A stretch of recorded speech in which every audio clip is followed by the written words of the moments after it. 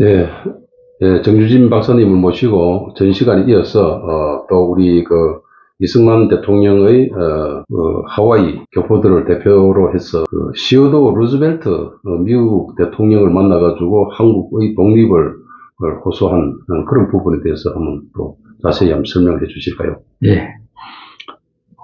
전번 시간에 이제 대한제국 밀사로 이승만 총장이 미국으로 건너가지고 미국 국무장관을 만난 거는 비밀 정보 활동이죠. 밀사로서. 네, 밀사로서. 그런데 이제 이번 시간에는 그 밀사의 임무가 존 헤이 국무장관이 갑자기 돌아가심으로써 이제 수포로 돌아가고 다시 미국 대통령을 만나게 되는 과정에 대해서 좀 말씀을 드리겠습니다.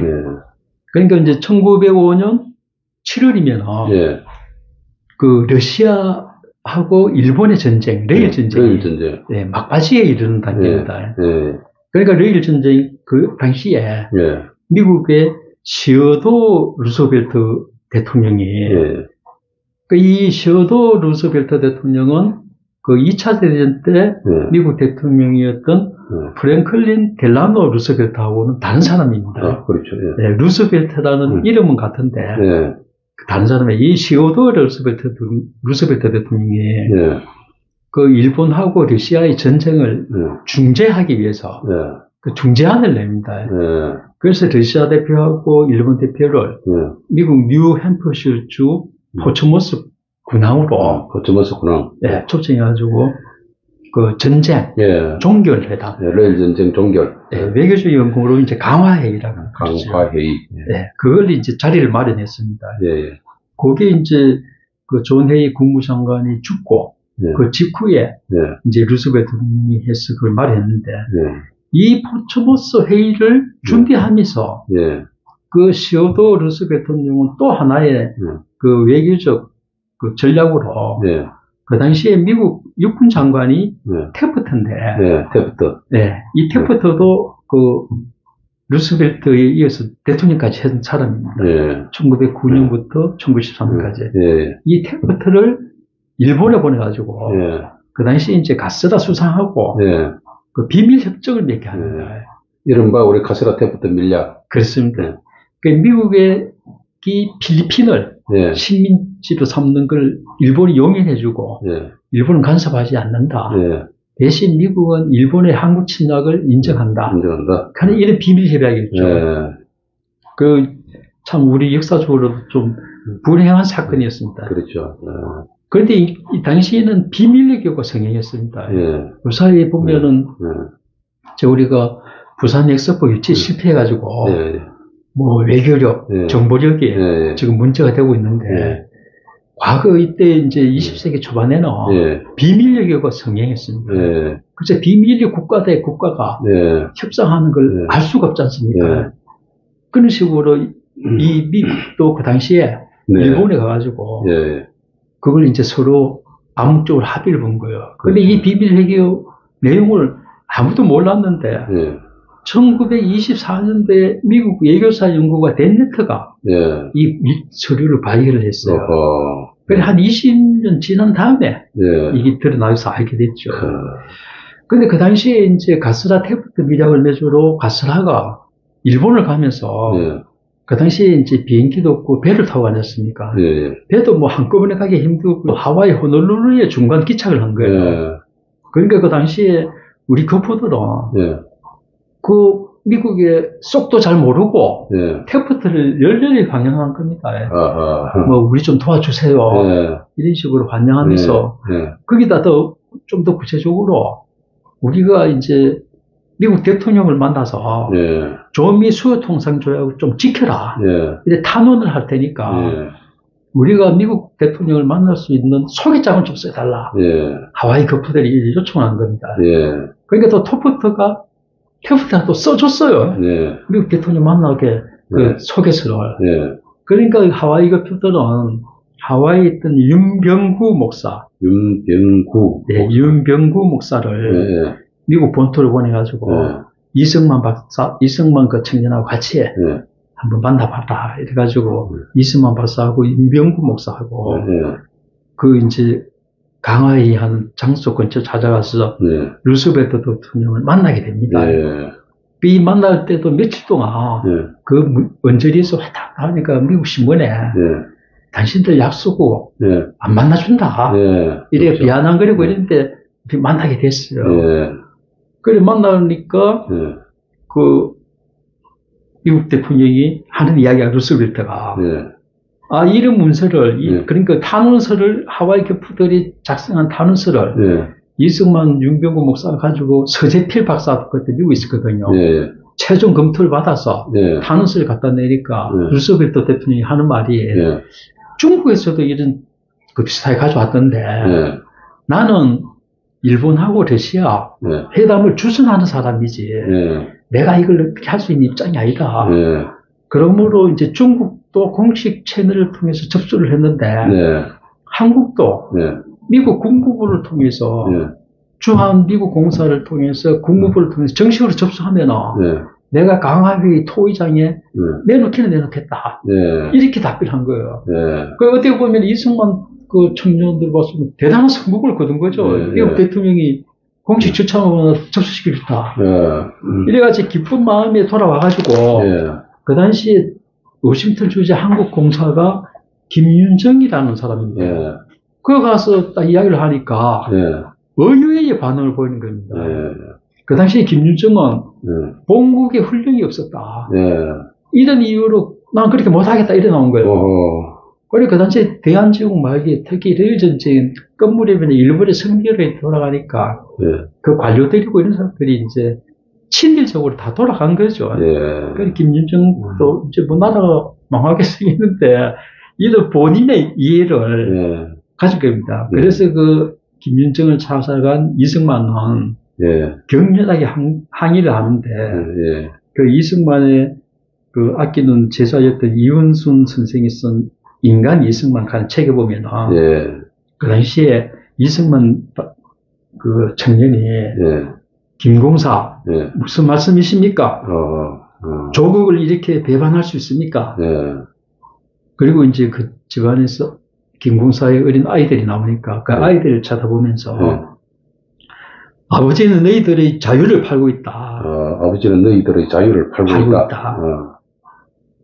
앞으로 언젠가는 너희들을 노예로 만들고 있다는 것을 너희들이 알게 될 것이다. 아버지는 우리 조국과 국민과 너희들 자신까지도 배신하고 있다. 이렇게 큰 소리를 치고 나는 이 공사관을 외놈한테 넘기지 않겠다. 그 전에 먼저 여기 불을 질러버리겠다. 이러면서 항의를 하고 나왔습니다. 그러고 나서 이제 다음날 찾아가긴 찾아갔는데 그때도 문도 안 열어주고 이래가지고 그 전달하는데 실패를 하고 그 말았습니다. 그리고 1905년 9월 5일 날 포츠모스 조약이 체결이 됐는데 그 내용에는 한반도에 있어서 일본은 울수가 않는다. 그러니까 일본이 청일전쟁, 전쟁을 두 번 이기면서 한반도 지배권을 완전히 이제 확보를 하게 됐죠. 외교권도 박탈당하고. 그리고 1905년 11월 17일 날 울산 내각이 체결돼가지고 외교권이 박탈당하고 통관부가 설치되고. 그 역사적으로 보면은 대한제국 멸망하는 외교적 현장에 이승만 청년이 있었던 거예요. 그런 상입니다. 거기서 또 더불어서 민영안 의사도 자기도 하고. 그래서 여기 그때 국무장관 만나서 선거했을 적에 민영안 이 대신에 훌륭한 애다고 격려 서신도 보내주고 있어요. 그 이승만 청년은 그때 활동하면서 서신을 많이 주고받았습니다. 민영안 대신하고?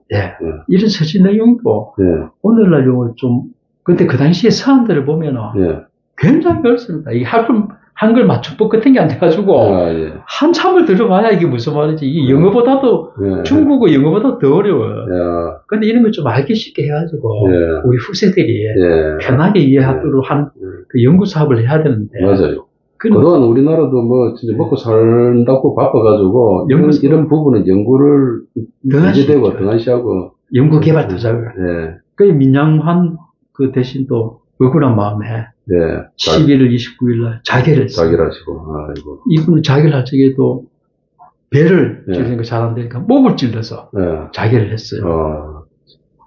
그러니까 이승만 청년은 이제 그 외교적 그 끝나니까 그 미국에서 그대로 머무르면서 1907년도에 조지 워싱턴대 그리고 아예 공부하는 방향으로 이제 들었네. 공부를 하는 방향으로.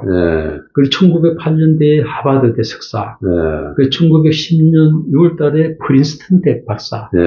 박사학위를 땄습니다. 그 박사학위 논문은 미국의 영향을 받은 중립주의. 미국의 영향을 받은 중립주의. 그 국제법으로 공부를 하신 거예요. 그리고 이제 영문으로 PhD로 뒤로 돼 있으니까 우리나라에서 철학 박사 이라는데 박사 이름이 PhD 표기를 하는 거죠. 국제법 전문가입니다. 국제법 전문가? 이승만. 국제 정치. 그 박사학위를 받은 다음에 1910년 10월 달에 귀국하셔가지고 서울 IMC에 그 당시에는 황성 기독교 청년회라고 그러는데 거기서 한국인 총무로 일하면서 쭉 그 개신교 그 선교 활동을 쭉 합니다. 그래서 1911년 5월 16일부터 6월 20일까지 전국을 순회하면서 33일에 걸쳐서 연설을 하고 그리고 가을에도 2차를 하고 이렇게 이승만이 좀 독보 쪽으로 움직이니까 일제 탄압이 이제 또 심화되는 거죠. 그 이제 대표적 사건이 1911년 1911년 11월 11일 날 배오인 사건이라고. 배오인 사건. 일본은 뭐 베라우치 총독 암살 미수 사건, 암살 미수 사건 이렇게 갖다 붙였는데 이게 이제 개신교계에 대한 탄압이었습니다. 그래가지고 그 당시에 개신교계를 대표하는 이름이 윤치호 선생인데. 윤치호 선생. 이 양반이 1912년 2월 4일에 체포되고 이러니까 이승만으로서도 그 당시에 미국 선교사들이 체포를 안 되게 보호를 해주고 있었는데 이제 위기 순간이 자꾸 다가오니까 다시 미국으로 망명을 해야 됐다. 그런데 마침 그 당시에 그 미국에서 감리교 세계 총회가 이제 개최되니까 그 한국 평신도 대표 이런 자격이 등으로 1912년 3월 26일 날 그 미국으로 이제 다시 떠나게 됩니다. 그래서 이 떠난 후에 이제 하와이에 그 정착을 하게 되는데 여기서 이제 그 해방될 때 같이 그 이승만 대통령이 이 하와이 교포들을 하와이 교포들 중심으로 독립투쟁을 전개하죠. 그리고 우리가 독립되기 전에는 이 하와이가 우리의 큰 독립 그 후원 지역이었어요. 거점. 거점이었어요. 그때 하와이로 이민을 우리가 많이 갔죠. 그래서 그 하와이 이민 간 이야기는 다음 시간에. 좀 자세히 하겠습니다. 그래서 보면 참 또 이승만 그 청년이 그 당시에 이런 그 밀사 역할도 하고, 또 하다가 또 이제 공식적인 또 외교 활동도 한 그런 부분이 있네, 그죠? 그렇습니다. 이거 이제 미국 대통령을 만난 거예요. 미국 대통령 만난 공개 활동. 공식적인 외교 활동에 또 했고. 그러다가 그게 이제 러일 전쟁으로 일본이 이제 기선을 이제 잡고 이제 전쟁 승전국이 되니까 또 우리나라 외교권을 박탈을 하고 또 우리나라가 한일 합방에 이제 식민지가 되면서 이승만 청년은 그때부터 이제 공부를 하기 시작해가지고 미국에서 크리스턴대 박사를 받았는데 그때 총장이 그 우드로 윌슨이었잖아요, 그죠? 그렇습니다. 윌슨 대통령 최고 지금 보면 대단한 어떤 총장이고 국제적으로도 엘리트 교육을 받은 거죠. 그런 인연이 차후에 또 이렇게 또 외교 대통령으로서 외교 활동하는데 그런데 조금 이렇게 또 많은 관련이 또 이렇게 들어간 것 같습니다. 그죠? 6.25 전쟁 때도 그 이승만 대통령이 이 국제적 감각이 있었기 때문에 그 주한미군 사령관들은 완전 혼을 내고 군기를 잡고 이랬다는 거 아닙니까? 이 젊은 시절부터 그래서 미국 대통령하고 면담할 정도로 어떻게 보면 강심장이죠. 대담한 심장. 대담한 어떤 그런 청년이었네요. 그 비자학들 졸업할 때 윗배에 하면서 영어로 웅변하고 그 만민공교에서 웅변을 해서 군중을 사로잡고 이 정도니까 그 자녀들 훌륭하게 키우려고 그러면 웅변을 시켜야 되겠네요. 근데 이것도 그 문명의 흐름을 잘 봐야 됩니다. 이승만 대통령이 웅변으로 때 우리의 이제 그 또 현대 지도자 김대중 대통령도 웅변을 잘했습니다. 그 고등학교 때부터 웅변을 하고 그때는 웅변이라 하는 거는 그렇죠. 우리 어릴 때도 웅변을 많이 했잖아요. 마이크가 없을 때 방송 시설이 없을 적에 우리가 로마 공화정 때 그 정치인들이 보면은 그 로마 공화정 콜로세움에 보면은 그 무대에서 말을 하지 않습니까? 저도 이탈리아 여행을 가서 그걸 한번 가봤거든요. 그래서 지금 우리 김 박사님한테 하는 식으로 이렇게 이야기하는 게 저 관중에서 뒤에서까지 다 들립니다. 나는 옛날 그 로마 영화를 볼 때마다 그런 장면이 나오면은 저 뒤에서는 어떻게 들리겠나 한데 보니까 이게 음향 장치가 어떻게 그 돼가지고 그 무대에서 이야기하는 게 제일 뒤에서 그리고 우리 그 내자 집사람이 그 오다 가서 나한테 한번 이야기해보라고 해보니까 들리더라고요. 진짜. 그게 이제 메아리가 이렇게 자연적으로 신기하더라고. 그래 이 당시에는 그 만민공병 때라든가 이때 구한말에도 전인데 뭐 그때 마이크가 있었는지 없었지만은 그 대중연설은 웅변으로. 그렇죠. 그때 그 뒤에 이제 그 무전이 발견되면서 라디오가 되고 이러면서 또 상황이 달라졌죠. 근데 지금도 뭐 이렇게 웅변을 잘하는 사람들이 또 크게 호평을 받잖아요. 아무튼 우리 이승만 대통령이 청년 시절에 이런 비밀 정보 활동과 공식 외교 활동을 이렇게 함께 한 그런 부분을 우리가 살펴보았습니다. 그런 가운데 지금 우리가 정보 활동 역사를 보면 한편으로 대한제국 시절에도 보면 또 나름대로 또 우리 정보의 초창기 정보기관이라고 할 수 있는 제국인문사라는 그런 또 정보기관을 처음으로 만드는 그런 게 있는데 거기에 대해서 다음 시간에 좀 잘 살펴보도록 그런 기회를 가졌으면 좋겠습니다.